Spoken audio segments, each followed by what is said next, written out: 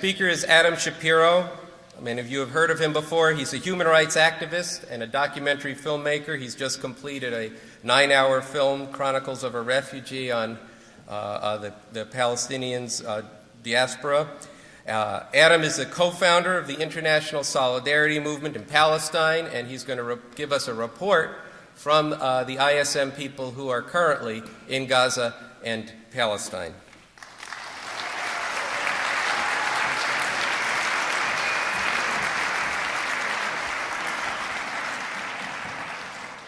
Thank you all. It's truly an honor to be here tonight with you all and to be able to share the experiences of myself and my colleagues who are currently in Gaza, and to share a podium with the other speakers here tonight.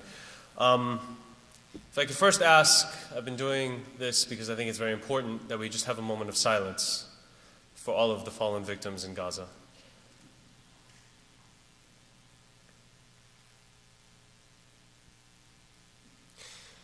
Thank you.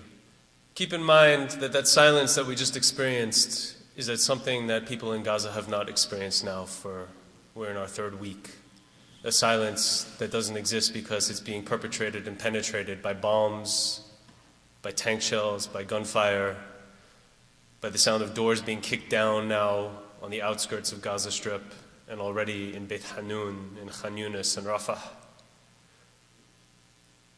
The wail of children, of women, of men digging through the rubble to pick up their dead. I think I also want, and I've done this at other speaking events, I want us all to stand up and give a huge round of applause for the survivors in Gaza who continue to resist and say no, they will not walk away from their homes, from their land, from Palestine, and support the active resistance of the Palestinian people.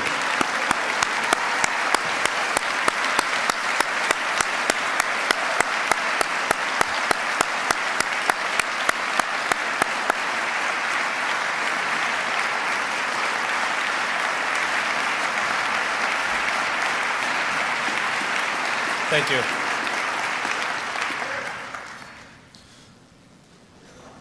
It is true, what we are seeing in Palestine and Gaza today is unprecedented for Gaza.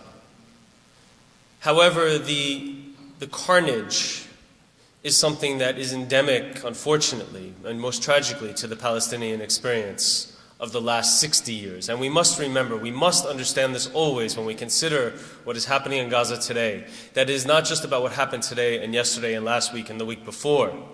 It is what has been happening for 60 years. What has been an ongoing crime. And so when we speak of war crimes and crimes against humanity, about white phosphorus bombs or disproportionate force, this is merely the tip of the iceberg. The crime that has been going on of the dispossession of the Palestinian people and the ethnic cleansing of Palestine, of Arabs from Palestine, is an ongoing process that must also be addressed. Right now we have, by we I mean the ISM, the International Solidarity Movement, we have at least 5, and I think actually more like 7 members. It's hard to tell because people are trying to protect their identities, because they're under threat. In fact, there's actually a website now that lists the names and photos of ISM members who are currently in Gaza with instruction. The website has instructions, or more like beseeching the Israeli military to find and kill these people. Why? Because they're reporting on what's going on. They are among the only journalists, although they're not formally most of them are not formally trained journalists. They are among the only eyewitnesses to what is happening on a daily basis in Gaza, reporting with a first-hand perspective. One of them wrote, I'll just read a very short piece, about riding with an ambulance, Palestinian ambulance, to go to a home where there had been a bombing. And it's just, this reporting captures what I think is now becoming a minute-by-minute daily experience of life in Gaza. 6 members of the Abu Rabu family were killed in the strike on their house. It happened at 11:40 a.m. Ahmed, 21, explains, "We were all eating together, and then we were struck." It's that simple. People cannot live their daily lives. People cannot simply have a meal together right now in Gaza because every minute of every day is a threat to their lives. ISM activists, as I said, are on the ground reporting, witnessing, documenting, and trying to get the voices out of Gaza. In addition, there is another broad international solidarity effort, which is called the Free Gaza Movement, which is actually how these ISM activists got into Gaza, which has been, as some of you may have heard, breaking the siege of Gaza, the blockade of Gaza that has been going on for 18 months. Starting in August, boats started sailing from Cyprus to break the Israeli blockade and to arrive in Gaza with human rights activists, with journalists, with medics, and with aid. I know that Cynthia McKinney will speak about her experience later, but tomorrow there will be another boat heading to Gaza.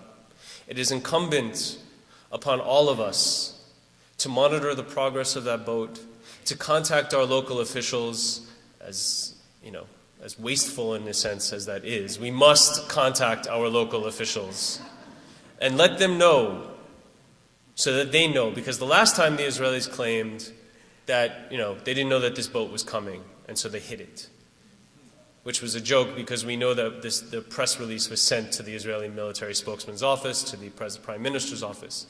This time we are sending letters to Israeli embassies around the world, to local officials around the world. And again, the boat will be bringing in journalists, doctors, nurses, members of parliament from a number of European countries, as well as medical aid.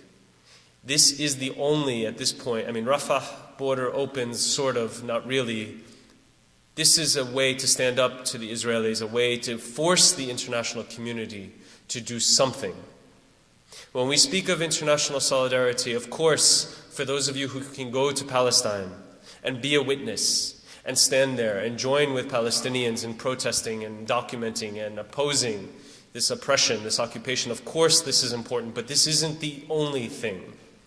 One of the things that we realized with the international solidarity movement from the beginning was that the source of strength for Israel and its occupation and its oppression is not only its military, it is also very much in the halls of Congress and the seats of power in this country and in Europe.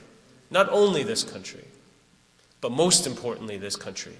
And so if you, not only by coming out tonight and learning and attending rallies and all of this, want to do something to stand in solidarity with Palestinians, you don't need only go or you need not go to the West Bank and Gaza. You can do it right here. As was mentioned earlier, there have been tremendous acts of protest, tremendous efforts to break the silence. But we have to move beyond breaking the silence. We can't wait for CNN to report the story how we want the story reported. We have to take it to our congresspeople, to our elected officials, and show them concretely, not just by marching in the streets, but by calling their offices, flooding their offices with letters and emails and phone calls, and letting them know that, status quo cannot keep going. We need to let this new administration, who's talked so much about change, we need to let this new administration know that it must deliver on that promise of change. And the first place, if Obama, if Clinton, if any of these people want to change America's position in the world, and this is precisely what the Secretary of State nominee spoke about today in her confirmation hearings. If we want to change America's position in the world, it's not because of the U.S. relationship with Ireland. It's not because of the U.S. relationship with Bolivia. It's not because of the U.S. relationship with Kenya that the United States has a bad reputation in the world today. It is precisely because of the United States' relationship with Israel. And precisely because that dictates policy towards the Middle East, towards this country, that we have to change. And we can change that despite all of the powerful forces arrayed, and there are many out there. But I have faith and I have trust that when those boats take off from Cyprus, and when our people in Gaza or in the West Bank stand up to face the Israelis, that they're not standing up and facing them by themselves, but they have hundreds, thousands of millions of people around the world supporting them. Thank you.